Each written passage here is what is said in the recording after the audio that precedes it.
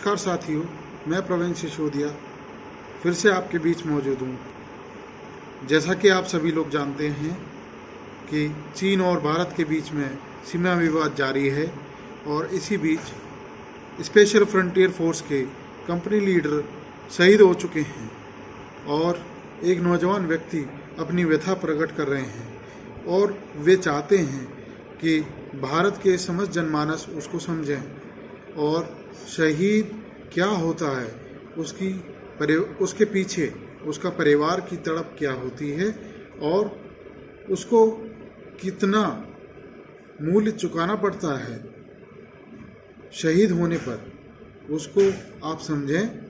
प्रस्तुत है एक कविता और उनके कुछ शब्द। नमस्कार, मेरा नाम टी फिंसोक है और आज मैं आपके साथ एक दुखद समाचार शेयर कर रहा हूं। जैसा कि आप जानते हैं, भारत और चीन के बीच में सीमा विवाद चल रहा है और इसी बीच खबर आई है कि हमारे स्पेशल फ्रंटियर फोर्स के कंपनी लीडर न्यिमा तेंजिन चीनी पेट्रोलिंग टीम के साथ मुठभेड़ में शहीद हो गए और आज उनकी श्रद्धांजलि के तौर पर एक छोटी सी कविता आपके समक्ष रखना चाहूंगा। इस कविता का शीर्षक है मैं जानता हूं और इस कविता में एक तिब्बती सेना की भावनाओं को आपके समक्ष रखने की कोशिश कर रहा हूं। तो वो कहता है, मेरी अपनी कोई जमीन नहीं, इसी मिट्टी को अपना मानता हूं। मेरी अपनी कोई जमीन नहीं, इसी मिट्टी को अपना मानता हूं। मैं हूं तिब्बत का निवासी, पर भारत के लिए लड़ता हूं। मिट जाऊंगा इसी मिट्टी में, ये मैं जानता हूं। मिट जाऊंगा इसी मिट्टी में, ये मैं जानता हूं। किसी की आंखों से आंसू बनकर बहूंगा, ये मैं जानता हूं। पर तुम चैन की नींद सो पाओ, इसलिए सरहदों पर मैं जागता हूं। सरहदों की इन लकीरों ने ना जाने कितनों को अपनों से दूर किया, ये भी मैं जानता हूं।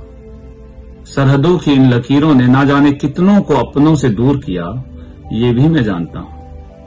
शहीदों को याद कर फिर उन्हें भुला दिया, ये भी मैं जानता हूं। पर तुम मेरी चिंता न करना, इस मिट्टी को अपने खून से सींचना है। इस देश का कर्ज है मुझ पर, उस कर्ज को मुझे उतारना है। अगर मैं लौट कर ना आऊं तो अपने पलकों को भीगने न देना। अपने मन के अंदर उठते जज्बात के तूफानों को किसी को दिखने न देना। मेरे बेटे से कहना, मैं मरा नहीं, शहीद हुआ हूं। भारत मां के लिए अमर हुआ, अमर हुआ, अमर हुआ।